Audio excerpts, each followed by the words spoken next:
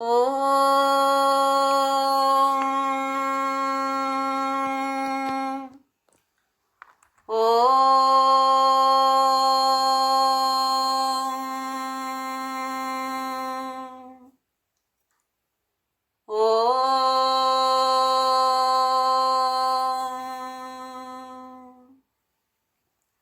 శుక్లాంబరధరం విష్ణుం శశివర్ణం చతుర్భుజం ప్రసన్నవదనం ధ్యాయేత్ సర్వవిఘ్నోపశాంతయే.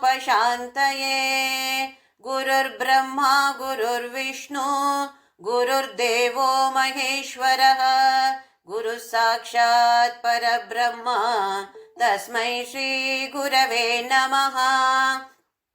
సరస్వతీ నమస్తుభ్యం వరదే కామరూపిణి విద్యారంభం కరిష్యామి సిద్ధిర్భవతు మే సదా.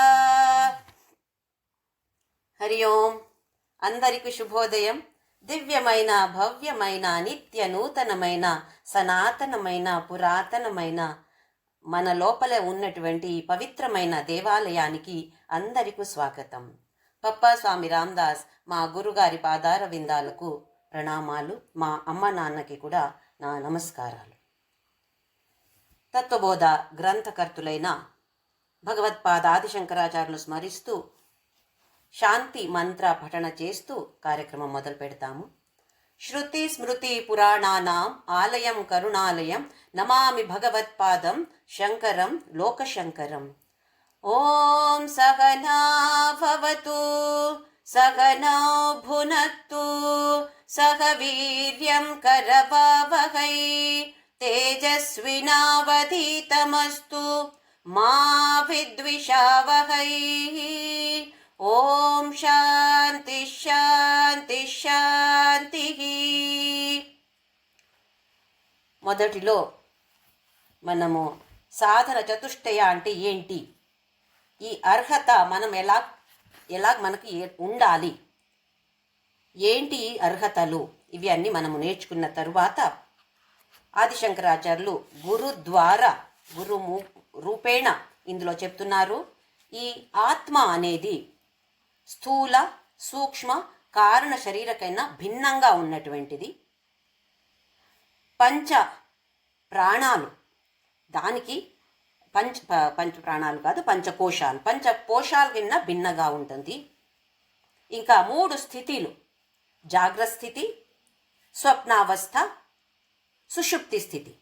ఇవి 3కి సాక్షిగా ఏది ఉంటుందో అది ఆత్మ, అది సచ్చిదానంద స్వరూప అన్నారు. ఆ తర్వాత స్థూల శరీర, సూక్ష్మ శరీర, కారణ శరీర, ఇవి అన్నీ మనము చూసాము. పంచ కోశాలు కూడా చూసాము. 3 అవస్థలు, దీని గురించి అన్ని వివరణ చూసిన తరువాత ఇవి అన్నీ కాదు, ఆత్మ అంటే ఇవి అన్నీ కాదు అని అన్నారు. మనం అనుకుంటున్నాము నేను అంటే ఈ దేహం, నేను అంటే ఈ మనస్సు, నేను అంటే ఈ బుద్ధి, ఇవి అన్నీ మనకు తప్పు కల్పన అని మన శాస్త్రం చెప్తుంది. నాకు బాగలేదు, నాకు జ్వరము, ఇవి అన్నీ అంటే నేను అంటే అక్కడ ఆ దేహ స్థూల శరీరం. నా మనస్సు బాగలేదు, నేను సంతోషంగా ఉన్నాను, దేహానికి సంతోషం ఎక్కడ ఉంది? మనస్సుకి కదా సంతోషం. అయితే సంతోషం, సుఖ, దుఃఖ ఇవి అన్నీ మనస్సుకు ఉంటుంది. నేను సుఖంగా ఉన్నాను, నాకు చాలా దుఃఖం అంటే నేను అంటే అక్కడ ఐడెంటిఫికేషన్ మనస్సుతో. నాకు ఇది తెలుసు, నాకు ఇది తెలీదు, నాకు అంటే అక్కడ బుద్ధి. దేహానికి ఏం తెలుస్తుంది? అక్కడ ఆ బుద్ధికి తెలుస్తుంది, తెలియట్లేదు. అంటే నేను అంటే అక్కడ బుద్ధితో మనము మన గుర్తింపు పెట్టుకుంటున్నాము. ఇవి కాదు అంటున్నారు ఇక్కడ ఆదిశంకరాచార్యులు. మనము నేను అంటే ఈ దేహం, మనసు, బుద్ధి ఇవి అన్నీ, లేదా పంచ కోశాలు ఇవి అన్నీ మనం అనుకుంటున్నాము, ఇవి అన్నీ తప్పు కల్పన, తప్పు భావన, ఇది సరికాదు అంటుంది మన శాస్త్ర. మన ఇక్కడ భగవత్పాద ఆదిశంకరాచార్యులు మనకి దీని గురించి బోధన ఇస్తున్నారు. అయితే దీని గురించి మళ్ళీ మళ్ళీ మనము మనన చేయాల్సి వస్తుంది. నేను అంటున్నాను, నేను అంటే ఎవరు? ఇదే మనకు తిరువణ్ణామలలో ఉండిన భగవాన్ రమణ మహర్షి కూడా ధ్యానం చేయాలి అంటే నేను ఎవరు ఇంత తెలుసుకుంటే చాలు అన్నారు. లేదా నేను ఎవరు కాదు ఇదైనా తెలుసుకోవాలి మనము. ఎట్లా అంటాము? ఈ దేహం నేను కాదు. ఇది కూడా మనము ఉదాహరణతో చూసాము. సూర్యుడు, చంద్రుడు, చంద్రుడికి ఉన్నటువంటి ఆ చంద్రిక, అది మనం అంటున్నాము మూన్ లైట్ అంటాము కదా. అది నిజంగా చూస్తే చంద్రుడికి ఆ జ్యోతి అనేది లేదు అక్కడ. సూర్యుడు ప్రకాశం చంద్రుడి మీద ప్రతిబింబం పడుతుంది, బింబపడి ప్రతిబింబం అవుతుంది. దాన్ని మనము ఆహా పూర్ణిమ ఎంత బాగుంది అంటాము. ఆ ఉదాహరణతో మనము ఈ ఆత్మ లేదా ప్రజ్ఞ అంటే ఈ దేహంలో ఉన్నటువంటి ఒక పార్ట్ కాదు. ఇప్పుడు చెయ్యి, బ్రెయిన్ అంటాము, ముక్కు, ఇవి అన్నీ ఒక దేహంలో ఉన్నటువంటి ఒక భాగం. అది ఆత్మ అనేది దేహంలో ఒక భాగము కాదు, ఒక గుణము కాదు, ఈ దేహానికి ఉన్నటువంటి ఒక గుణము కాదు. అలాగే ఈ దేహం నుండి వచ్చినటువంటి ఒక ఉత్పత్తి లేదా ఉత్పన్న, ఒక ప్రోడక్ట్ కూడా కాదు. ఇది ఫస్ట్ పాయింట్ చూసాము. 5 పాయింట్లు మనం చూసాము ఇలాగే. రెండోది, ఈ దేహ అనేది అచేతనమైనది.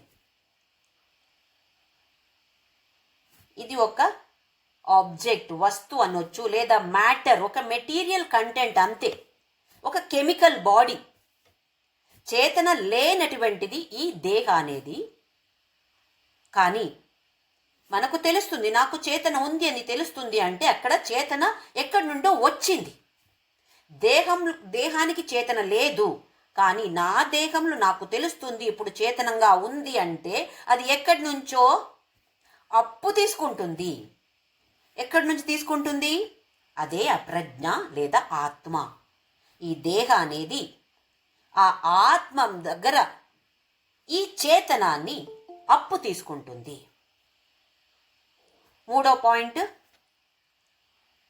ఈ ఆత్మ అనేది దీనికి మాత్రమే, ఈ బాడీకి మాత్రమే, దేహానికి మాత్రమే సీమితం కాదు. దేహంలో ఉంటుంది, దేహంలో ఉండి ఈ దేహ జీవంతంగా ఉండగా చేస్తుంది ఈ ఆత్మ. బయట కూడా ఉంది, అన్ని చోట ఉంది, సర్వవ్యాపి ఇది మూడో పాయింట్. నాలుగో పాయింట్, అక్కడి నుండి ఆ దేహాన్ని తీసేస్తే ఆత్మ అక్కడే ఉంటుంది. తీసేస్తే అంటే ఈ దేహ నాశం అయిపోతే ఆ ఆత్మ ఎక్కడ వెళ్ళట్లేదు, అది అక్కడే ఉంటుంది. ఇది 4వ పాయింట్. ఇంకా లాస్ట్ పాయింట్, అక్కడే ఆత్మ ఉంది అంటే మన తెలివికి ఎందుకు రావట్లేదు? దేహం ఉంటే ఆ దేహం అనేది ఒక మాట్లాడుతుంది లేదా ఏదో యాక్షన్ చేస్తుంది అంటే మనకు సరి తెలుస్తుంది, ఓకే ఇందులో ఆత్మ ఉంది. ఆ దేహ నాశం అయినప్పుడు కూడా ఆత్మ అక్కడ ఉంటుంది అని ఎలా చెప్పగలుగుతాము అంటే, మనకు ఎలక్ట్రిసిటీ ఉందా లేదా అని చూడటానికి మనం ఏదో ఒక ఫ్యాన్ లైట్ ఆన్ చేసి చూస్తాము. ఏదో ఒక పరికరం అక్కడ ఆవశ్యకం మనకు, అది ఉంటేనే మనకు తెలుస్తుంది. వైర్ ఉంటుంది కానీ అందులో ఎలక్ట్రిసిటీ ఇప్పుడు ప్రస్తుతంగా అందులో ఉందా లేదా అని ఎట్లా తెలుస్తుంది? ఏదో ఒక గ్యాజెట్ మనం ఆన్ చేసి అది తిరుగుతుందా లేదా, పని చేస్తే లైట్ అయితే వెలిగితే కరెంట్ ఉంది అని అంటాం. ఆ లైట్ అక్కడి నుండి తీసేస్తే ఎలక్ట్రిసిటీ ఉందా లేదా అని చెప్పలేము, కానీ ఎలక్ట్రిసిటీ ఉంటుంది అక్కడ.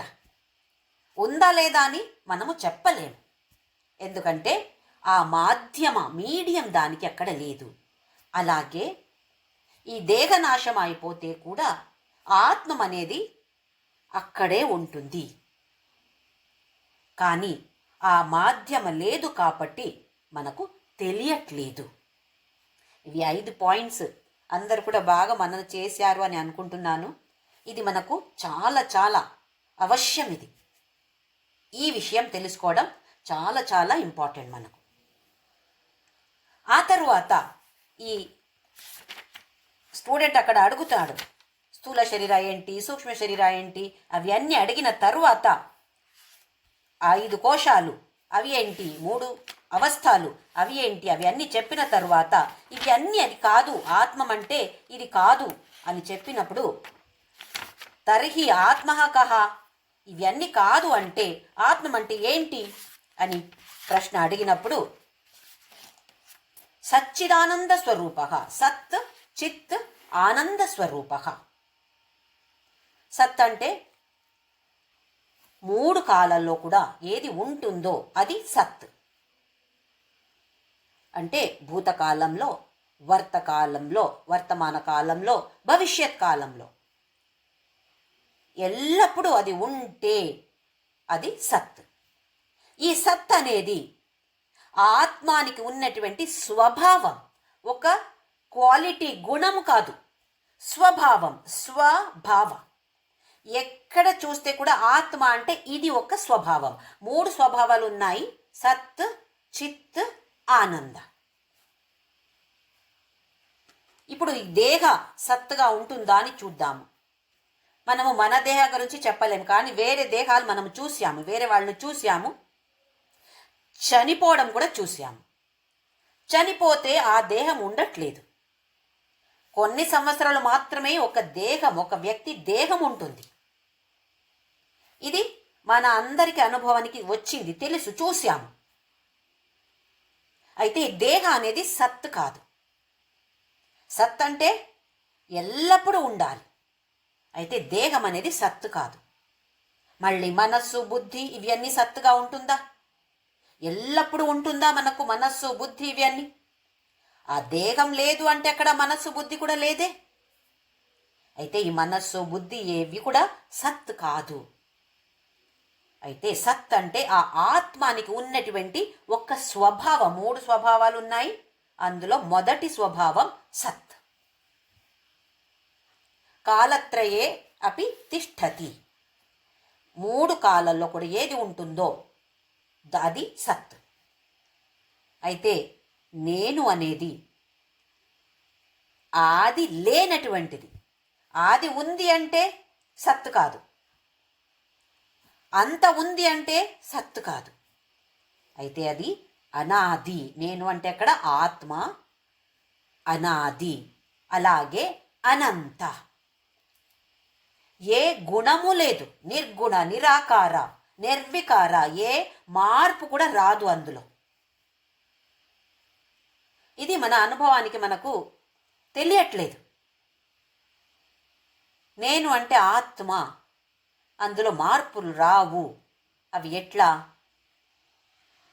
దేహానికి మార్పులు వస్తాయి, మనస్సుకి మార్పులు వస్తాయి, బుద్ధికి మార్పులు వస్తాయి, కానీ ఆత్మ అనేది ఏ వికారం లేనటువంటిది, నిర్వికార, నిరాకార, ఆకారమే లేదు. ఈ ఒక్క మాధ్యమం, ఇలాంటి మాధ్యమం అంటే మనిషి దేహం, అందులో ఉంటే ఒక ఆకారం ఉంటుంది. ఆ ఆత్మ ఆ దేహంలో వచ్చినప్పుడు ఆత్మానికి ఆకారం లేదు. ఒక ప్రాణిలో అందులో కూడా ఆత్మ ఉంది. అది ఆత్మకి ఉన్నటువంటి ఒక స్వభావం కాదు. ఇప్పుడు మనుషులు అంటే ఇది స్వభావం. మనుషుల స్వభావం అంటే ఇలాంటి దేహం ఉండేటువంటిది స్వభావం. ఆత్మానికి స్వభావం, సత్ అనేది స్వభావం. మళ్ళీ చెప్తున్నాను, స్వభావానికి గుణానికి తేడా ఉంది. స్వభావం అంటే అది ఇంట్రిన్సిక్ అంటాము, అందులో లోపల ఉన్నటువంటిది. ఇప్పుడు మనిషి అంటే ఇలాగుంటారు. ఏ మనిషి అయినా ఇలా దేహం ఉండటం ఒక స్వభావం. మనమేమో ఇది నా స్వభావం అండి, ఇలా ఉండటం నా స్వభావం అంటాం. అది స్వభావం కాదు, అది మన గుణం. కొందరు అందరినీ ప్రేమిస్తారు, కొందరు అందరినీ ద్వేషిస్తారు. ఇది గుణాలు. వ్యక్తికి తేడా ఉంటుంది గుణాల్లో. కానీ నిజంగా చూడాలి అంటే స్వభావం అంటే ఈ ఆత్మ స్వభావం.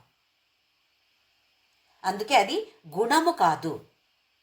అగ్నికి వేడిగా ఉండటం స్వభావం, అదేమి స్పెషల్ కాదు, ఒక గుణము కాదు, స్వభావం.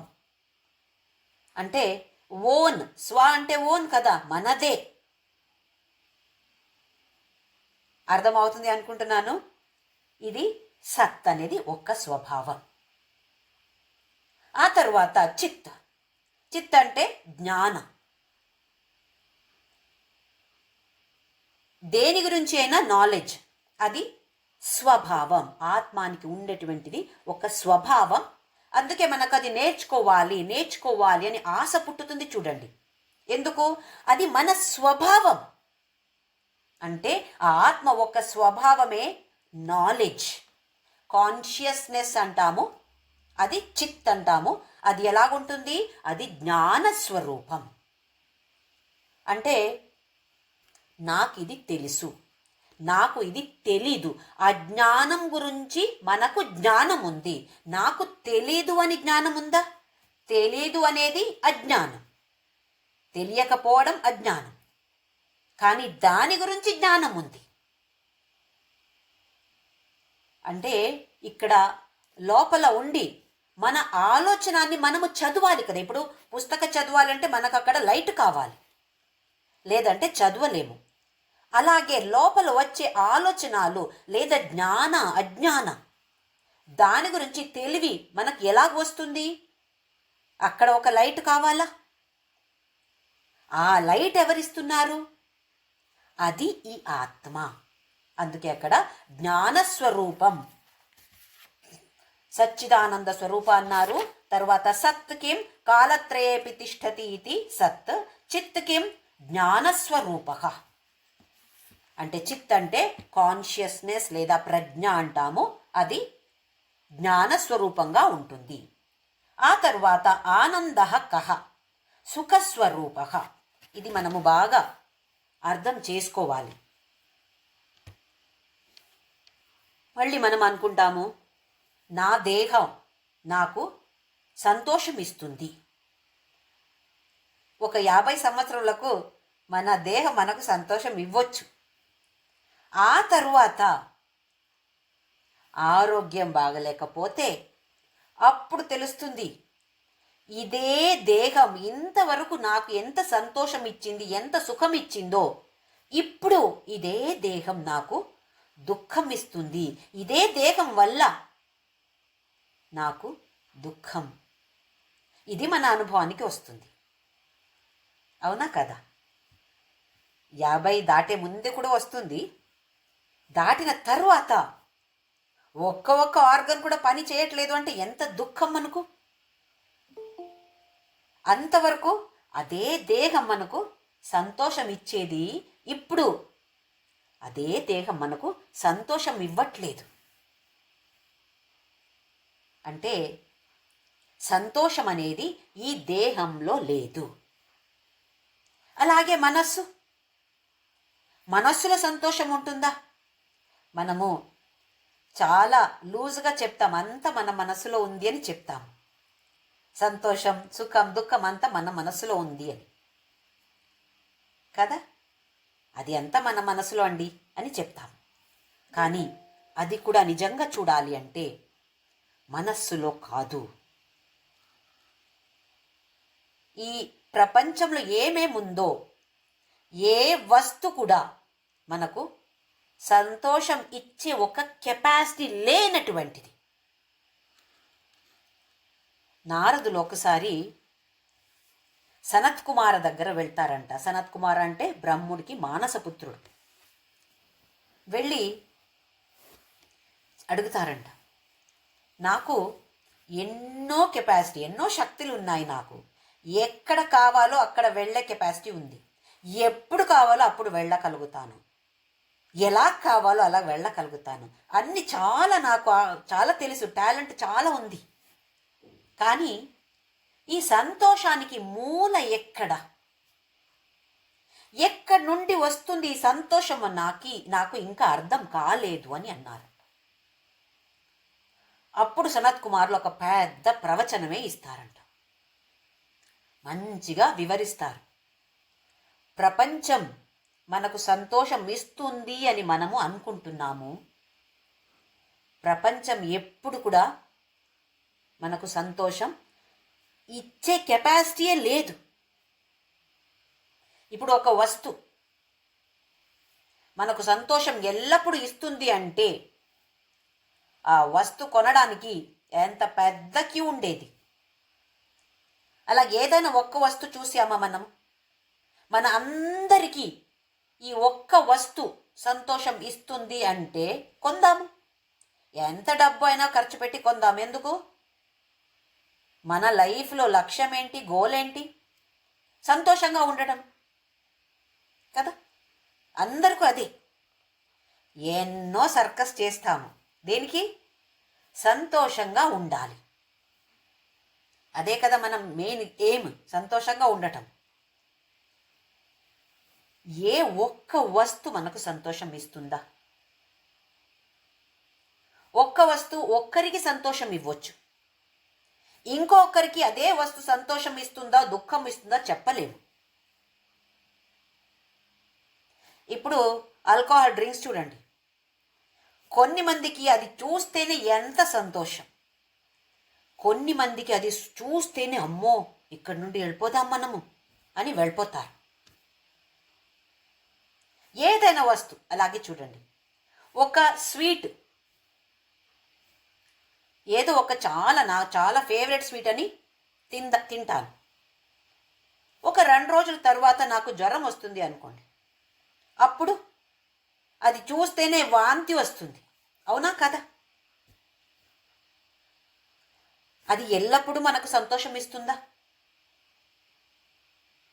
ఏ ఒక్క వస్తువు కూడా మనకు ఎల్లప్పుడూ సంతోషం ఇవ్వట్లేదు. దీని గురించి ఒక పెద్ద ప్రవచనమే అక్కడ సనత్ కుమార్ గారు నారదులకి చెప్తారంట. సంతోషానికి మూల ఎక్కడా అని. అలాగే మన మనస్సు కూడా, మనం అనుకుంటాము మన మనస్సు సంతోషం ఇస్తుంది అని. సంతోషం వచ్చేది మనస్సు నుండి కాదు. ఎలా మనము ఈ చేతనాన్ని ఆత్మం దగ్గర అప్పు తీసుకుంటున్నాము, అలాగే ఈ సంతోషం కూడా ఆత్మానికి ఒక స్వభావం. అక్కడి నుండి ప్రతిబింబం ఎక్కడ చూడగలుగుతాం మనము? ఇప్పుడు నీళ్లలో చూస్తే సూర్యుడి ప్రతిబింబం కనపడుతుంది. ఎప్పుడు కనపడుతుంది? ఆ నీళ్లు పరిశుద్ధంగా ఉండాలి. ఇంకా కొంచెం కూడా అందులో అలలో ఉండకూడదు. అలలో ఉంటే మనము చూడలేము. ప్రతిబింబం మనకు క్లియర్గా కనపడదు అలలు ఉంటే కనపడదు. నీళ్లు పరిశుద్ధంగా ఉండకపోతే కూడా మనకు ప్రతిబింబం క్లియర్గా కనపడదు. అయితే అక్కడ 2 కండిషన్స్ ఉంటాయి మనకు. ఒకటి పరిశుద్ధంగా ఉండాలి, క్లియర్ వాటర్. ఇంకొకటి అలలు ఉండకూడదు. ఈ 2 కండిషన్ సాటిస్ఫై అయితే అప్పుడు సూర్యుడి ప్రతిబింబం మనము కరెక్ట్గా క్లియర్గా మనకు కనపడుతుంది. అలాగే ఇక్కడ కూడా మన మనస్సుకి సంతోషం. నా కూతురికి పెళ్ళి అయితే ఎన్ని సంవత్సరం నుండి చూస్తున్నాను నేను, పెళ్ళి అయితే నాకు ఎంతో సంతోషం. అప్పుడు నాకు అబ్బా ఒక్క సమాధానం అనుకుంటా. సరే పెళ్ళి కుదిరింది, పెళ్ళి ధూమ్ధామ్గా చేశాం, ఎంత సంతోషం. అప్పుడు మనం ఏమనుకుంటున్నాము? నా కూతురికి పెళ్ళి అయింది కాబట్టి నాకు సంతోషం అని మనం అక్కడ రిలేట్ చేస్తున్నాం. మన శాస్త్రం మనకేం చెప్తుంది అంటే ఇది తప్పు. ఆ పెళ్ళి జరిగినందుకు సంతోషం కాదు, అక్కడి నుండి అక్కడ మూలం కాదు. ఆ పెళ్ళి ఈ సంతోషానికి మూలం కాదు అంటుంది మన శాస్త్రం. పెళ్ళి అంటే ఒక ఉదాహరణ ఇస్తున్నాను. ఏదైనా అలాంటి ఏదైనా కోరిక తీరితే కొన్ని క్షణాలైనా మనము సంతోషంగా ఉంటాము కదా. అప్పుడు ఏమనిపిస్తుంది? ఆహా, ఇది ఇలా జరిగింది కాబట్టి నాకు నెమ్మది. మన శాస్త్రం అక్కడ ఏం చెప్తుంది అంటే, అది చాలా స్ట్రాంగ్గా కోరిక ఉండింది. మనసు నిర్ధారం చేసింది, ఈ పెళ్ళి, నా పాప పెళ్ళి అయితే నాకు సంతోషమని ఒక సెట్ చేసుకుంది. దీనికి కారణం ఎక్స్టర్నల్ ఫ్యాక్టర్స్ ఉండొచ్చు, ఇంటర్నల్ ఫ్యాక్టర్స్ ఉండొచ్చు, కనిపించే ఫ్యాక్టర్స్ ఉండొచ్చు, కనపడేది ఏది కనపడట్లేదో ఆ ఫ్యాక్టర్స్ ఉండొచ్చు, ఎన్నో ఫ్యాక్టర్స్ ఉండొచ్చు దానికి అక్కడ. సరే, ఆ పెళ్ళి అయింది. మనస్సు అప్పుడు కొంచెం సమాధానంగా ఉండినప్పుడు ఆ ప్రతిబింబ ఆ ఆత్మకి ఒక స్వభావం సుఖ లేదా సంతోషం. ఆ సంతోషం ఇక్కడ ఈ మనస్సు మీద పడుతుంది. ఇప్పుడు మనస్సు కొంచెం సమాధానంగా ఉంది కాబట్టి అందులో అలలు లేవు, తగ్గింది. అలలు లేదు అని కాదు, మనకెప్పుడు అలలు ఉంటాయి. తగ్గింది. అప్పుడేమనిపిస్తుంది? ఆ సంతోషం అక్కడ ప్రతిబింబ మనకు అనుభవానికి వస్తుంది. ఒక ఉదాహరణ మన శాస్త్రాలు ఇస్తారు. ఒక కుక్క ఎప్పుడు కూడా అస్థి లేదా ఎముక, బోన్ తింటుంటుంది. మనం ఏదైనా డ్రాయింగ్లో కూడా కుక్క చూపించాలి అంటే ఒక కుక్క అలాగే డ్రా చేస్తాము. తర్వాత ఒక దగ్గర ఒక బోన్ పీస్ చూపిస్తాం కదా డ్రా చేసి, అంటే ఇది కుక్క అని చెప్పడానికి. అంతే, డ్రాయింగ్ అంత బాగలేదు అంటే మరి చెప్పాలి కదా అది కుక్క అని. ఎట్లా చెప్పడము? ఒక బోన్ దగ్గర డ్రా చేస్తే ఆహా ఇది కుక్క అని తెలుస్తుంది. లేదా ఏదో వేరే ప్రాణి అలా కనపడొచ్చు అని. కుక్క ఏం చేస్తుంది? దాన్ని తింటుంది, నమలుతుంది. ఆ బోన్ పీస్ అక్కడ ఉండేది చాలా ఎండిపోయి సైడ్ అంతా బాగా రఫ్ అయింది. దీన్ని నమలినప్పుడు ఆ రఫ్ సర్ఫేస్ ఉంది కదా, బోన్ దిస్ రఫ్ సర్ఫేస్, అది ఇక్కడ తగిలి అక్కడ నుండి రక్త కారుతుంది. ఇప్పుడు కుక్క ఏమనుకుంటుంది? ఇది నేను నోట్లో పెట్టే వరకు రక్తం లేదు, ఇప్పుడు రక్తం వస్తుంది అంటే ఈ బోన్ వల్ల రక్తం వస్తుంది, బోన్ నుండి రక్తం వస్తుంది. ఆహా ఎంత బాగుంది ఇప్పుడు అని ఇంకా దాన్ని నములుతూ ఉంటుంది. ఎక్కువ బ్లడ్ కారుతూ ఉంటుంది. ఇలాగే మనకేమో అది ఈ ఉదాహరణ చూస్తే అయ్యో ఎందుకు అది తింటుందో అని అనిపిస్తుంది కదా. అలాగే మన శాస్త్రం అంటుంది, ఇదే ఉదాహరణ మనకు కూడా అప్లికేబుల్ అంటుంది. మనం కూడా ఈ ప్రపంచంలో ఉన్నటువంటి విషయ భోగ వస్తు దాన్ని తీసుకొని భోగించి ఓహో నాకు ఇది సంతోషం ఇస్తుంది అని మనకు ఒక మనసులో సెట్ చేసుకుంటాము. ఈ వ్యక్తి నా జీవితంలో ఉంటే, ఈ వస్తు నా లైఫ్లో వస్తే, ఇలాంటి పరిస్థితి వస్తే నేను సంతోషంగా ఉంటాను. ఇది మన మనస్సు చేసిన ఒక నిర్ధారం. అప్పుడు సంతోషం వస్తే ఎలాగా కుక్క అనుకుంటుందో ఈ బోన్ నుండి రక్తం వస్తుంది అని ఎలా కుక్క అనుకుంటుందో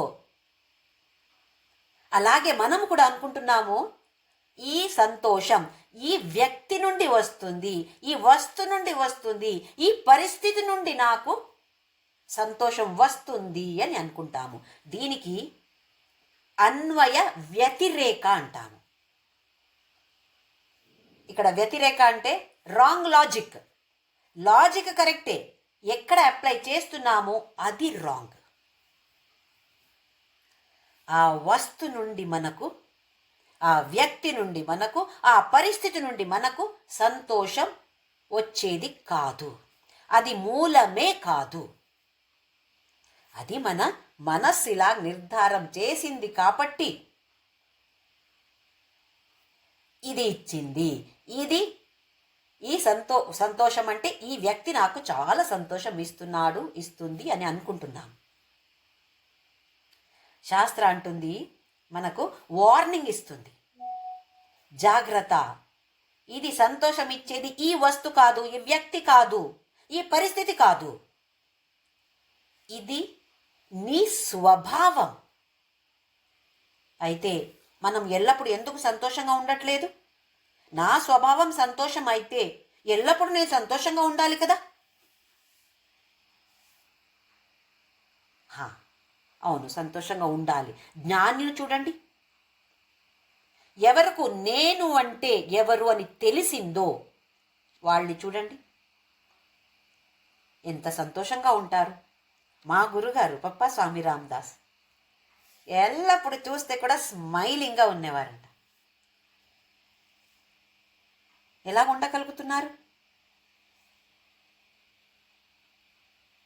ఇది మనము గమనించాలి. అక్కడ ఎందుకు ఇలా ఉంటారు, నేనెందుకు ఇలా ఉన్నాను? మళ్ళీ మన శాస్త్రం అంటుంది, 2 కండిషన్ చూసాము. నీళ్లు పరిశుద్ధంగా ఉండాలి. ఇక్కడ నీళ్లు అనేది మన మనస్సు నిర్మలంగా ఉండాలి. మనస్సు పరిశుద్ధంగా పెట్టుకోవడం మన కర్తవ్యం. ఎలా పరిశుద్ధంగా పెట్టుకోవాలి? దానికే భగవంతుడు భగవద్గీతలో చెప్పాడు కర్మయోగ. కర్మయోగ మనమందరూ కూడా చేయాల్సిందే. ఏమవుతుంది కర్మయోగం చేస్తే? మనస్సు పరిశుద్ధం అవడానికి కర్మయోగ అందరూ చేయాలి. కర్మయోగ అంటే చేసే అన్ని పనుల్ని మనము ఈశ్వరార్పణ బుద్ధితో చేయడం. నీ కోసం చేస్తున్నాను, వేరే వాళ్ళ కోసం, వీళ్ళ కోసం, వాళ్ళ కోసం, నా కోసం కాదు, భగవంతుడి కోసం నేను చేస్తున్నాను. ఈ బుద్ధితో, ఈశ్వరార్పణ బుద్ధితో పని చేయడం. అలాగే దాని ఫలితాంశ ఏదైనా ఉండని, ఫలం ఏదైనా ఉండని, అది ఈశ్వర ప్రసాద బుద్ధి. నాకు భగవంతుడు ఇచ్చే ఈ ప్రసాదం నేను ఎలాగైనా, నాకు అది మంచి కోసమే భగవంతుడు నాకు ఇచ్చాడు అని ఒక మంచి నవ్వుతో దాన్ని స్వీకారం చేస్తే అది కర్మయోగంగా తయారవుతుంది, లేదా అది కర్మగా ఉండిపోతుంది. కర్మగా ఉండిపోతే ఆ ఫలం వాసన మనకు అంటుకుంటుంది. దాన్ని మోసుకొని మనము వచ్చే ఇంకా ఎన్ని జన్మాలు దాన్ని మోసుకొని వెళ్ళాలో తెలీదు. అది పుణ్యం ఉండొచ్చు, పాపం ఉండొచ్చు, ఏదైనా. అంటే మళ్ళీ పునరపి జననం పునరపి మరణం, దీనికి ఇదే కారణం.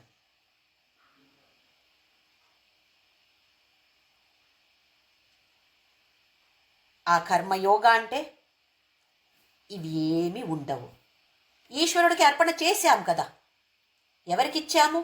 భగవంతుడా నీకే చేశాను అంటే ఆ ఫలం కూడా భగవంతుడికే వెళ్ళిపోతుంది. నాకెందుకు రావాలి?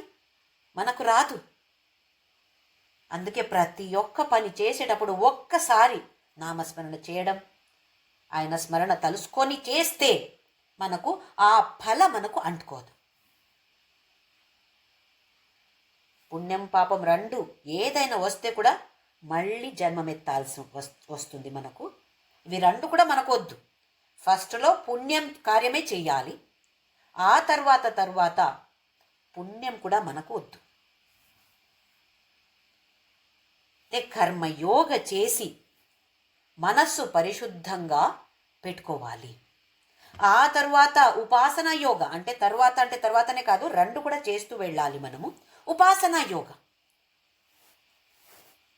పూజ, భజన చేయడం, ఇవన్నీ చేస్తూ ఏమవుతుంది?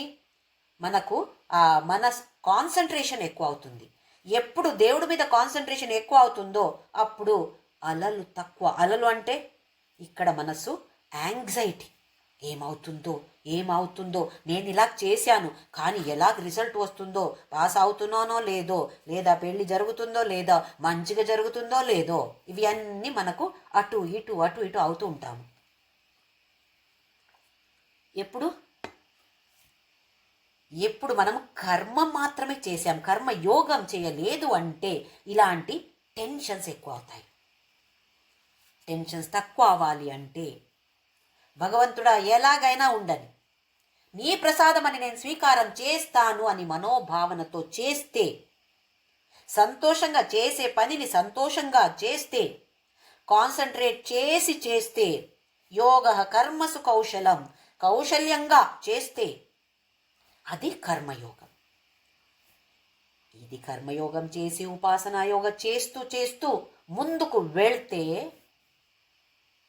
అప్పుడు మనస్సు ప్రశాంతంగా ఉంటుంది, నిర్మలంగా ఉంటుంది, ప్రశాంతంగా ఉంటుంది. అప్పుడేమవుతుంది? ఆత్మానికి ఉన్నటువంటి ఒక్క స్వభావం ఆనంద. ఆ ఆనంద ప్రతిబింబ ఇక్కడ పడుతుంది, ఎల్లప్పుడూ పడుతుంది. కానీ ఇప్పుడు అనుభవానికి వస్తుంది. లేదు అంటే ఎన్ని కోరికలు, ఎన్ని టెన్షన్స్ మనకు. ఇవి అన్నీ ఉండినప్పుడు ఆ ప్రతిబింబ ఎలా కనపడుతుంది చెప్పండి? అందుకే కొంచెంసేపు మాత్రమే సంతోషం, ఆ తర్వాత దుఃఖం. మన అందరికీ వచ్చే అనుభవం ఇది. ఏదో కోరిక తీరితే కొంచెంసేపు సంతోషంగా ఉండుతాము, ఆ తర్వాత ఇంకొక కోరిక వస్తుంది. ఇంకా కోరిక ఎప్పుడు తీరుతుందో దానికి టెన్షన్ మనకు. కొంచెంసేపు మాత్రమే మనకు ఆ సుఖ సంతోష అనేది కనపడుతుంది. మనము దాన్ని ఈ వస్తు ఇచ్చింది, ఈ వస్తు నాకు సంతోషం ఇస్తుంది, ఈ పరిస్థితి నాకు సంతోషం ఇస్తుంది అని మనము అనుకుంటున్నాము. అందుకే శాస్త్రం మనకు వార్నింగ్ ఇస్తుంది. ఇది కాదు, నీ స్వభావం. సంతోషం అనేది నీ స్వభావం, దుఃఖం అనేది నీ స్వభావం అయి ఉంటే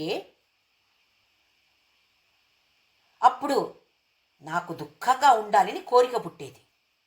ఎవరికైనా కోరిక పుట్టుతుందా? నాకు ఒక 2 గంటలు ఏడుస్తూ కూర్చోవాలి, దుఃఖంగా ఉండాలి అని ఎవరికైనా కోరిక పుట్టుతుందా? నాకు సంతోషంగా ఉండాలి అనే కోరిక పుట్టుతుంది. ఎందుకు? అది నా స్వభావం. కానీ ఇప్పుడు మనస్సు క్లియర్గా లేదు, నిర్మలంగా లేదు, ప్రశాంతంగా లేదు. అందుకే ఆ ప్రతిబింబ అక్కడ పడితే కూడా నాకు కనపడటం లేదు, లేదా నాకు అనుభవానికి రావట్లేదు. అందుకే దుఃఖం అంటే పెద్ద బర్డన్, కష్టం. ఎవరికైనా కష్టం, దుఃఖం వస్తే అలసిపోతారు కదా. ఇప్పుడు దైహిక శ్రమ ఎలాగైనా చేయొచ్చు, కానీ మనస్సుకి కష్టమైతే అమ్మో అలసిపోతాం కదా మనం. అదే సంతోషంగా ఉంటే ఎన్ని పనులైనా చేయొచ్చు, అవునా కదా. అయితే ఆ సంతోషం అనేది మన స్వభావం. అందుకే అసతోమా సద్గమయ, అసత్తు నుండి నన్ను సత్తుకి తీసుకువెళ్ళు. అసత్ అంటే నేను అంటే ఈ దేహం అని నాకు కల్పన ఉంది, నేను అంటే మనస్సు అని ఉంది, బుద్ధి అని ఉంది. ఏది ఏది అచేతనమో అవి అన్ని నేను అని నాకు కల్పన ఉంది. అక్కడి నుండి నన్ను సత్తుకి తీసుకువెళ్ళు. సత్తుకి తీసుకువెళ్ళడం అంటే నేను అంటే ఎల్లప్పుడూ ఉన్నటువంటి ఆత్మ నేను. ఇది నాకు, ఈ జ్ఞానం నాకు ఇవ్వు. జ్ఞానం అంటే ఊరికే చదివి వచ్చే జ్ఞానం కాదు ఇది. తరువాత తమసోమా జ్యోతిర్గమయ. తమస్ అంటే అంధకారం, చీకటి. చీకటి నుండి నన్ను ఎక్కడ వెలుగు ఉందో అక్కడ తీసుకువెళ్ళు. జ్యోతి అంటే వెలుగు, వెలుగు అంటే ఒక లైట్ అని కాదు, జ్ఞానం. అంటే జ్యోతి అంటే ఇక్కడ జ్ఞానం. తమస్ అంధకార, చీకటి అంటే అజ్ఞానం. అజ్ఞానం నుండి నన్ను జ్ఞానం సైడ్ తీసుకువెళ్ళు. మృత్యోర్మా అమృతం గమయ. మృత్యు నేను అంటే ఈ దేహమని అనుకుంటే మనకు ఎల్లప్పుడూ భయమే. ఒక ప్రాణి చూస్తే భయం, ఒక వ్యక్తిని చూస్తే భయం. అమ్మో ఆ వ్యక్తి నాకేం చేస్తాడో అని భయం కదా. ఆ పరిస్థితి వస్తే నేనేం చేస్తాను అని భయం. ఎప్పుడు ఇది భయం? నేను అంటే ఈ దేహం అని మనకు ఎప్పుడు వరకు ఉంటుందో అప్పుడు వరకు మనకు భయం అనేది గ్యారెంటీ. చిన్న చిన్న విషయానికి కూడా భయం పడతాం. పిల్లలకి అలాగా అయితే అమ్మో నేనేం చేస్తాను. ఎక్కడో ఎవరికో టీవీలో ఏదో జరిగేది చూపిస్తారు, ఇలా జరిగింది అక్కడ, అమ్మో నా పిల్లలకి అట్లా అయితే నాకట్లా అయితే, మా వారికి అట్లా అయితే అని ఇమ్మీడియట్గా మనకు ఆలోచన వస్తుంది. ఎందుకు? నేను అంటే ఈ దేహం అని ఆ గుర్తింపు మనకు. అది ఉండకూడదు. ఉండకూడదు అంటే అంత ఈజీ ఏమి కాదు, కానీ కొంచెం కొంచెమైనా ఇది చేస్తూ చేస్తూ వెళ్ళాలి. అందుకే లాస్ట్లో ఓం శాంతి శాంతి శాంతి అంటాం. మూడు సారి శాంతి అంటాం. అది భౌతిక శాంతి, అది దైవిక శాంతి, అది ఆత్మిక శాంతి. దైవిక అంటే ఇక్కడ ఫ్లడ్. ఇప్పుడు ఈ ఫ్లడ్ వస్తే అమ్మో ఆత్మ గురించి జ్ఞానం ఎందుకు, ఇక్కడ నుండి నేను ఎలాగ అక్కడ బయట వెళ్ళాలి, ఇది మాత్రమే నా లక్ష్యం. ఇప్పుడు ఆత్మ పోని దేహ పోని, ఆహా అమ్మో దేహ అంటే నేనే అని ఉంటుంది కదా. అయితే అలాంటి ఒక సునామీ రాకూడదు, ఫ్లడ్ రాకూడదు. అంటే ఈ పంచభూతాల వల్ల వచ్చే ఏదైనా కష్టం ఉంటే అవి రాకపోవడం, అది శాంతి. ఇంకా అది దైవిక అంటే పంచభూతాలు, అది భౌతిక ఏదైనా మనకు ఎవరో వచ్చి తిట్టడమో కొట్టడమో చేస్తారు, లేదా పెద్దగా టీవీ ఆన్ చేస్తారు. అమ్మో నాకు ఈ సత్సంగం ఏమి వినపడట్లేం లేదు, వినపడితే కూడా నాకు అర్థం అవ్వట్లేదు, ఎందుకు అక్కడ వాళ్ళు ఎంత అల్లరి, ఎంత నాయిస్ అక్కడ వస్తుంది అని. అవి అన్నీ మనకు హర్డల్, అవి కూడా ఉండకూడదు. దానివల్ల కూడా వచ్చే ఒక శాంతి. ఇంకా అది ఆత్మిక, నా మనస్సులో నా దేహం ఆరోగ్యంగా ఉండాలి, మనస్సు ఆరోగ్యంగా ఉండాలి, బుద్ధి ఆరోగ్యంగా ఉండాలి. ఎందుకు? ఇవన్నీ నేర్చుకోవడం ఎంతో ఈజీ కాదు, అంత నేను ఫోకస్ చేయాలి. అందుకే శాంతి శాంతి శాంతి అంటున్నాం. అయితే ఇవి మనము రోజు చెప్తాం, అసతోమా సద్గమయ. దానికి అర్థం ఏంటి, మనం ఏం ప్రార్థన చేస్తున్నాము, దాని గురించి మనము ఆలోచించాలి. అసత్ అంటే ఏంటి, సత్ అంటే ఏంటి? తమస్సు చీకటి నుండి ఏముంది, ఎక్కడ వెలుగు ఉందో అక్కడ వెళ్తే అయిపోతుంది. అవును, అలా ఫిజికలీ కరెక్ట్. చీకటి నుండి మనం ఎక్కడ లైట్ ఉందో అక్కడ వెళ్ళొచ్చు. కానీ అజ్ఞానం నుండి నన్ను జ్ఞానం ఇవ్వు, నాకు అజ్ఞానం తీసేసి నాకు అలాంటి జ్ఞానం ఇవ్వు. ఎలాంటి జ్ఞానం? ఆత్మజ్ఞానం. ఇది ఇవ్వు నాకు, అప్పుడే కదా చీకటి పోయేది. లేకపోతే వేరే ఎంత లోకాల్లో ఉన్నటువంటి ఏ జ్ఞానం వస్తే కూడా ఈ చీకటి మనకు పోదు, అది ఎల్లప్పుడూ అలాగే ఉంటుంది. ఈ ఆత్మ జ్ఞానం వస్తే మాత్రమే ఇలాంటి అంధకారం అనేది మనకు ఉండదు. అందుకే ఈ ప్రార్థన మనము రోజు ప్రతిసారి క్లాస్ ఎండ్ అయినప్పుడు, ఈ క్లాస్ అని కాదు, ఎక్కడైనా ఎవరైనా అసతో మా సద్గమయ అని లాస్ట్లో చెప్తారు. ఇవన్నీ మనకు పనికి రావాలి. అందుకే ఫస్ట్లో సహనావవత్తు ఇవన్నీ కూడా చెప్పాము. మన ప్రయత్నం మనం చేయాలి. అయితే ఈ సంతోషం అనేది అన్వయ వ్యతిరేక చేయకూడదు. మనము ఈ వస్తు, ఈ వ్యక్తి, ఈ పరిస్థితి నాకు సంతోషం ఇవ్వడం కాదు. నా దేహం సంతోషం ఇవ్వట్లేదు, నా మనస్సు సంతోషం ఇవ్వట్లేదు, నా బుద్ధి సంతోషం ఇవ్వట్లేదు. నేనే ఆనంద స్వరూప, సత్ చిత్ ఆనంద. అందుకే సచ్చిదానంద అంటాము. సత్ ప్లస్ చిత్ ప్లస్ ఆనంద, సత్ చిత్ ఆనంద సచ్చిదానంద. ఇది సంధి, అంటే మనం మిక్స్ చేసినప్పుడు ఇలాగవుతుంది ఈ పదం. ఇప్పుడు మనం ఏం తెలుసుకోవాలి ఇక్కడ అంటే, ప్రతి ఒక్క వ్యక్తి కూడా ఆత్మ ప్లస్ అనాత్మ మిక్స్చర్. ఒట్టి ఆత్మ ఉంటే లోక వ్యవహారం చేయలేము. ఒట్టి అనాత్మ, దేహ మనస్సు బుద్ధి జ్ఞానేంద్రియాలు కర్మేంద్రియాలు అవన్నీ ఉంటే కూడా ఆత్మ అక్కడ లేదు అంటే పనికి రాదు.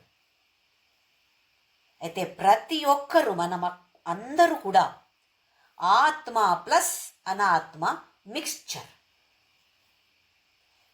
ఇది మనము తెలుసుకోవాలి. ఇప్పుడు ఈ ఆత్మ లేదా నేను అంటే ఎవరు అని చెప్పిన తరువాత నెక్స్ట్ టాపిక్కి మనం వెళ్ళిపోదాము. 2 టాపిక్స్ మనము చూసాము ఇప్పుడు. మొదటిది సాధన చతుష్టయ సంపన్న. ఈ సాధన చతుష్టయం ఏంటి అని మనము నేర్చుకున్నాము. ఆ తర్వాత ఆత్మ అంటే, అనాత్మ అంటే ఏంటి, స్థూల శరీర సూక్ష్మ శరీర ఇవన్నీ అనాత్మ. ఆత్మ అంటే ఏంటి అని మనం చూశాము. సత్ చిత్ ఆనంద స్వరూప. ఏది ఈ అనాత్మకి చైతన్యం ఇస్తుందో అది ఆత్మ. ఆత్మ అనేది చేతనంగా ఉంటుంది. అనాత్మ అచేతనమైనది, మెటీరియల్, మ్యాటర్ అంటాం. అనాత్మ అనేది అచేతనమైనది, ఆత్మ అనేది చేతన. ఇప్పుడు ఒక్క ఇండివిజువల్, ఒక్క వ్యక్తి గురించి నేర్చుకున్న తరువాత మనము ప్రపంచం అంటే ఏంటో, యూనివర్స్, విశ్వ అంటే ఏంటో అని నేర్చుకుందాం. ఎందుకు కావాలి విశ్వ గురించి, మనకెందుకు కావాలి? ఇప్పుడు మనము లేవంగానే ఇదే ప్రపంచంతో మనము వ్యవహారం చేస్తున్నాము. మాట్లాడడం ఒక వ్యవహారం అని కాదు, అది కూడా ఒక వ్యవహారమే. ఇప్పుడు బెడ్ నుండి లేస్తామా, పొద్దున లేవంగానే కింద బెడ్ నుండి కింద దిగి బ్రష్ పేస్టు ఇవన్నీ చేస్తాం కదా. అవి అన్నీ ఎక్కడి నుండి వచ్చింది? అవి అన్నీ ఎక్కడ ఉన్నాయి? ఇదే ప్రపంచంలో.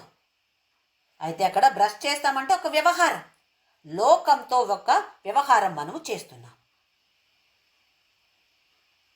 ఇప్పుడు నేను మాత్రమే ఉన్నాను, లోకం లేదు అంటే మన లైఫ్ ఉంటుందా? నేను మాత్రమే ఉన్నాను, ఇంకా ఏ ప్రపంచం ఏమీ లేదు, లైఫ్ ఉండదు. నేను లేను, ప్రతి ఒక్కరికి నేను అంటే నేను అని కాదు, ఇక్కడ నేను లేను. ప్రపంచం ఉంది అంటే నాకేం వస్తుంది? నాకు అనవసరం కదా. రెండు కూడా కావాలి. ఒక వ్యక్తి అంటే ఏంటి, ఆత్మ అంటే ఏంటి, ఈ ప్రపంచం అంటే ఏంటి. ఎందుకంటే పొద్దున నుండి రాత్రి వరకు మనం చేసేది వ్యవహారం ఇదే ప్రపంచంతో. అయితే నేను సంతోషంగా, సుఖంగా, మంచిగా జీవించాలి అంటే నేను అంటే ఏంటి తెలుసుకోవాలి. అలాగే ఈ ప్రపంచం అంటే ఏంటి, దాని గురించి కూడా మనకు జ్ఞానం కావాలి. ఇవి రెండు విషయాలు కూడా మనకు తెలియాలి. అయితే ఇప్పుడు ఆత్మ గురించి మనం తెలుసుకున్నాము. నేను అంటే చూసాము, తెలుసుకున్నామని కూడా చెప్పలేము, చదువుతున్నాము, నేర్చుకుంటున్నాము. ఇంకా ప్రపంచం అంటే ఏంటో అని మనము తెలుసుకోవాలి. మనం ఇప్పుడు స్థూల శరీర, సూక్ష్మ శరీర, కారణ శరీర ఇవన్నీ చూసాము. అన్ని పంచభూతాలు. అలాగే ఈ ప్రపంచం కూడా ఎవరు సృష్టి చేశారు?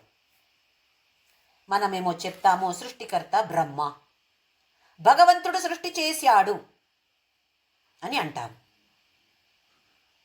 ఒక్కొక్కసారి మనకు చాలా కష్టం, దుఃఖం అంటే అమ్మో ఎందుకైనా భగవంతుడు ఈ ప్రపంచం సృష్టి చేశాడు అని చెప్పట్లేదా?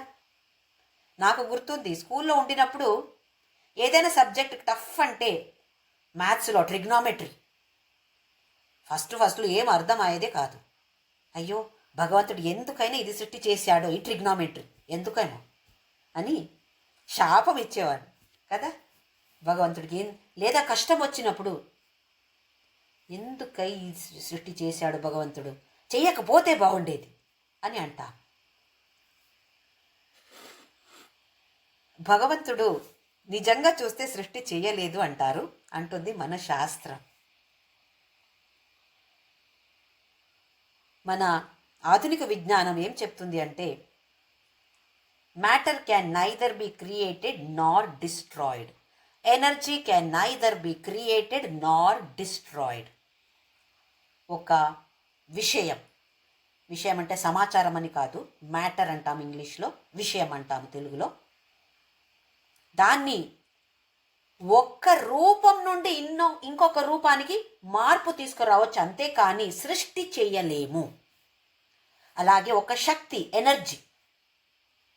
ఎనర్జీ కూడా, శక్తిని కూడా మనము సృష్టి చేయలేము.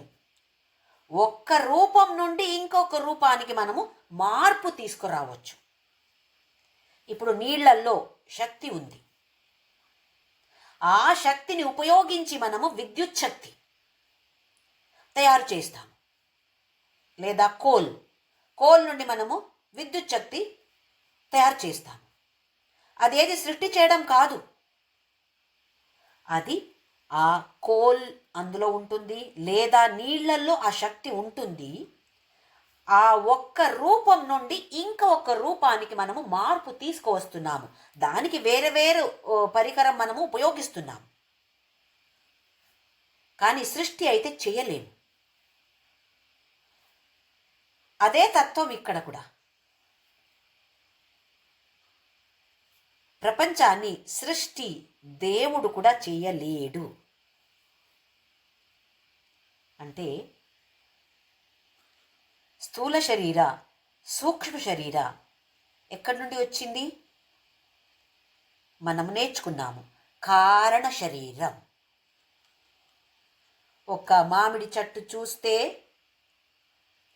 ఈ మామిడి చెట్టు ఎక్కడి నుండి వచ్చింది అని ఆలోచన చేస్తే అప్పుడు తెలుస్తుంది ఒక్క మామిడి గింజ. ఆ గింజని కట్ చేసి ఓపెన్ చేసి ఏం కనపడుతుంది? చెట్టు కనపడుతుందా? పెద్ద చెట్టు, ఇన్ని మామిడి పండ్లు అందులో కనపడుతుందా? ఏమీ కనపడదు. ఎందుకు? అదే చెట్టు అవ్యక్త రూపంలో ఈ గింజ లోపల ఉంది. అలాగే మన స్థూల శరీర, సూక్ష్మ శరీర ఇవి రెండు కూడా కారణ శరీరంలో అవ్యక్త రూపంలో ఉంది అని మనము నేర్చుకున్నాము. ఈ దేహ అనేది ఒక మెటీరియల్, ఒక ఆబ్జెక్ట్, ఒక వస్తువు. అలాగే సూక్ష్మ శరీరం కూడా పంచభూతం వల్ల వచ్చింది. అది కూడా ఒక మెటీరియల్. ఇవి రెండు కూడా మెటీరియల్ అయితే అవ్యక్త రూపంలో ఉన్నటువంటి ఈ సూక్ష్మ శరీర, స్థూల శరీరం ఉన్నటువంటిది కారణ శరీర, అది కూడా మెటీరియల్ అని మనము నేర్చుకున్నాం. ఇప్పుడు అదే తత్వం ఇక్కడ. ఈ ప్రపంచం మొత్తం మనము చూస్తున్నాము, అన్ని అచేతనమైనది, చేతన లేనటువంటిది. మన దేహానికి ఎలా చేతన లేదో అలాగే ఈ ప్రపంచంలో ఉన్నటువంటి అన్ని ప్రపంచమే అచేతనమైనది. కానీ ఎక్కడి నుండి వచ్చింది ఇది? ఎలా కారణ శరీరం నుండి సూక్ష్మ శరీర, స్థూల శరీరం వచ్చిందో అలాగే కారణ ప్రపంచం నుండి కారణ శరీర, అలాగే ఇక్కడ కారణ ప్రపంచం, అలాగే సూక్ష్మ ప్రపంచం, స్థూల ప్రపంచం ఈ కారణ ప్రపంచం నుండి వస్తుంది. స్థూల శరీర, సూక్ష్మ శరీర రెండు కూడా ఎక్కడి నుండి వచ్చాయి? కారణ శరీరం నుండి వచ్చాయి. అలాగే ఇక్కడ మనకు కనపడే స్థూల ప్రపంచం, సూక్ష్మ ప్రపంచం మనకు కనపడటం లేదు. ఇవి రెండు కూడా ఎక్కడి నుండి వచ్చాయి అంటే కారణ ప్రపంచం నుండి వచ్చాయి. మన శాస్త్ర ఈ కారణ ప్రపంచానికి పేరు ఇచ్చింది మాయా. ఏది కనపడటం లేదో అవ్యక్త రూపంలో, ఇంగ్లీష్లో చెప్పాలంటే పొటెన్షియల్ ఫామ్, ఒక రూపం ఉంది. ఏది? అవ్యక్త రూపం, కనపడటం లేదు, వ్యక్తపడలేదు. అలాంటి ప్రపంచానికి పేరు మాయా. మనమేమో లూజుగా యూజ్ చేస్తాం, అది అంత మాయా అండి, మాయాజాలం. మ్యాజిక్కి మాయాజాలం. ఎందుకో? ఏది కనపడుతుందో అది నిజము కాదు, ఏది నిజము కాదో దాన్ని చూపిస్తుంది. ఇది ఈ కారణ ప్రపంచానికి పేరు మాయ. ఈ కారణ ప్రపంచం నుండి సూక్ష్మ ప్రపంచం వస్తుంది. ఆ తరువాత స్థూల ప్రపంచం కూడా అభివ్యక్తమవుతుంది. సృష్టి కాదు.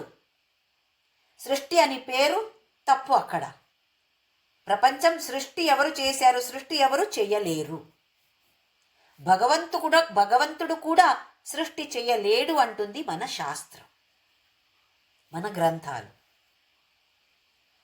మన ఆధునిక విజ్ఞానం చదివితే బిగ్ బ్యాంగ్ థియరీ అంటాం. ఏదో పెద్ద శబ్దం అయిందంట, అక్కడ ఈ ప్రపంచం పుట్టింది అంటారు. సృష్టి అయింది. Creation of this universe. Creation అంటే సృష్టి. మన శాస్త్రం చెప్తుంది సృష్టి కాదు, అభివ్యక్తమైంది, మేనిఫెస్టేషన్. అయితే ఈ బిగ్ బ్యాంగ్ థియరీ ముందు ఏముండింది? విజ్ఞానులను అడిగితే ఇంకా సంశోధన చేస్తూ చేస్తూ చేస్తూ ఉన్నారు. ఇంకా ఏంటో అని వాళ్ళకి ఇంకా తెలియలేదు, ఇంకా చెప్పలేదు. వాళ్ళు చెప్పలేదు అంటే మనకు తెలీదు. కానీ మన సనాతన ధర్మ ఎన్నో సంవత్సరాల క్రితం చెప్పింది. ఏముండింది? కారణ ప్రపంచం మాయా ఉండింది. ఈ బిగ్ బ్యాంగ్ థియరీ ముందు, ఈ ప్రపంచం అభివ్యక్తమాయే ముందు, సృష్టి కాదు అభివ్యక్తం. మనము జనరల్గా సృష్టి అని ఉపయోగిస్తున్నాము, నిజంగా చూడాలంటే సృష్టి కాదు, అభివ్యక్తమాయే ముందు ఏముండింది? శూన్యం నుండి శూన్యం మాత్రమే వస్తుంది. శూన్యం నుండి ఒక ప్రపంచం ఎల్లప్పుడూ రాదు. అయితే మన సనాతన ధర్మ చెప్తుంది అది కారణ ప్రపంచంలో ఉండింది, అవ్యక్త రూపంలో. దీనికి పేరు మాయా. మాయా రూపంలో మాయంగా ఉండింది మన ఈ ప్రపంచం. బిగ్ బ్యాంగ్ థియరీ అని చెప్తున్నారు. దాని ముందు ఏముండింది అంటే కారణ ప్రపంచం ఉండింది. ఇదే ప్రపంచం అవ్యక్త రూపంలో ఉండింది అని చెప్తుంది మన శాస్త్ర. మనం ఇప్పుడు చూసాము, మనమందరు కూడా ఒక ఆత్మ అనాత్మ అనే మిక్స్చర్. అందులో అనాత్మ అనేది ఈ దేహం, మెటీరియల్, అచేతనమైనది. అలాగే ప్రపంచం అనేది అచేతనమైనది. అంటే మాయా కూడా అచేతనమైనది. అనాత్మ అచేతనమైనది మాయా.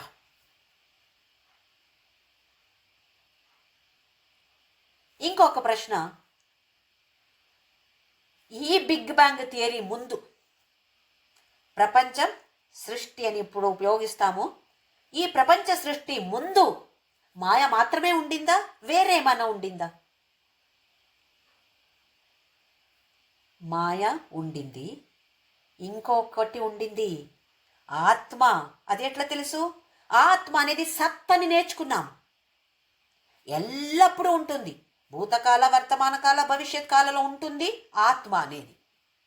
అయితే ఈ ప్రపంచ సృష్టి ముందు కూడా ఆత్మ అనేది ఉండింది.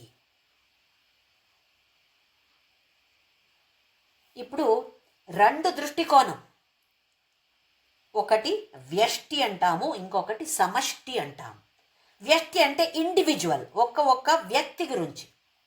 సమష్టి అంటే మొత్తం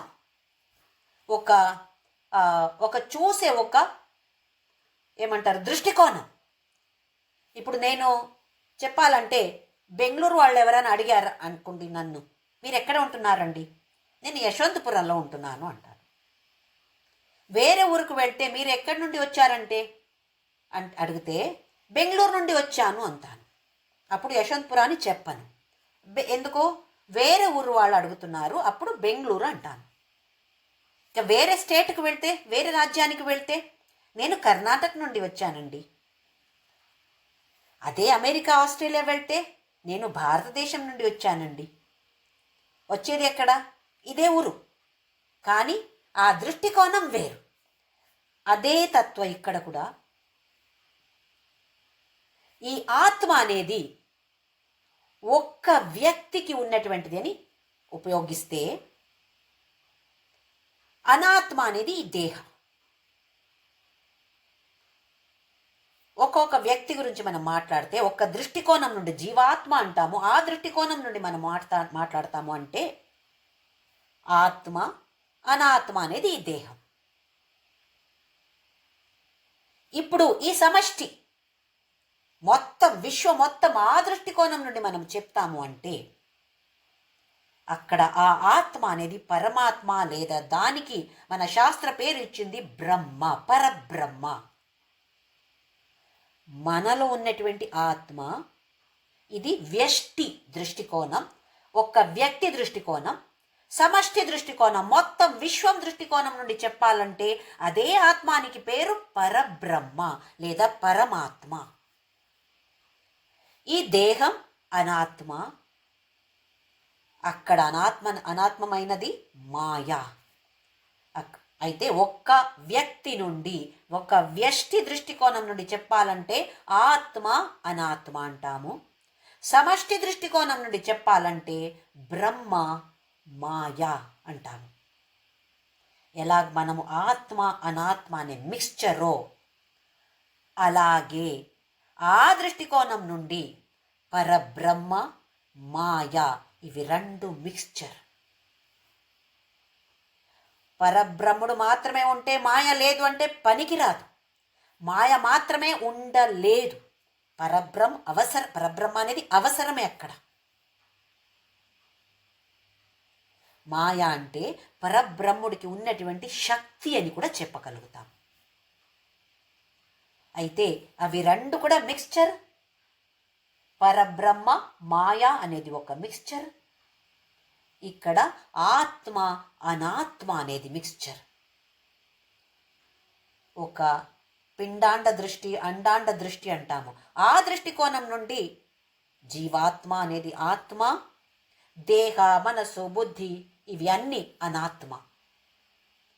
సమష్టి బ్రహ్మాండ దృష్టికోణం నుండి చెప్పాలంటే ఆ ఆత్మ అక్కడ పరమాత్మ అవుతుంది, లేదా పరబ్రహ్మ అని పేరు. ఇక్కడ ఉన్నటువంటి అనాత్మ అక్కడ మాయ అయిపోతుంది. అంతే తేడా. పోలికలు మనము చూసుకోవాలి. అందుకే చెప్తున్నాము, ఇక్కడ ఏముందో ప్రపంచంలో కూడా అదే ఉంది, వేరేమి తేడా లేదు. దీని లోపల ఏముందో అదే బయట కూడా. అయితే దీని గురించి మళ్ళీ వచ్చే వారం ఇంకా ఎక్కువ నేర్చుకుందాం. ఓం శ్రీరామ్ జయ రామ్ జయ జయ రామ్. ఓం శ్రీరామ్ జయ రామ్ జయ జయ రామ్. ఓం శ్రీరామ్ జయ రామ్ జయ జయ రామ్. ఓం శ్రీరామ్ జయ రామ్ జయ జయ రామ్. ఓం శ్రీరామ్ జయ రామ్ జయ జయ రామ్. ఓం శ్రీరామ్ జయ రామ్ జయ జయ రామ్. ఓం శ్రీరామ్ జయ రామ్ జయ జయ రామ్. ఓం శ్రీరామ్ జయ రామ్ జయ జయ రామ్. ఓం శ్రీరామ్ జయ రామ్ జయ జయ రామ్. ఓం శ్రీరామ్ జయ రామ్ జయ జయ రామ్. ఓం శ్రీరామ్ జయ రామ్ జయ జయ రామ్. ఓం శ్రీరామ్ జయ రామ్ జయ జయ రామ్. ఓం असतो मा सद्गमय तमसो मा ज्योतिर्गमय मृत्योर्मा अमृतं गमय. ओम शांति शांति शांतिः. लोका समस्ता सुखिनो भवन्तु. लोका समस्ता सुखिनो भवन्तु. लोका समस्ता सुखिनो भवन्तु.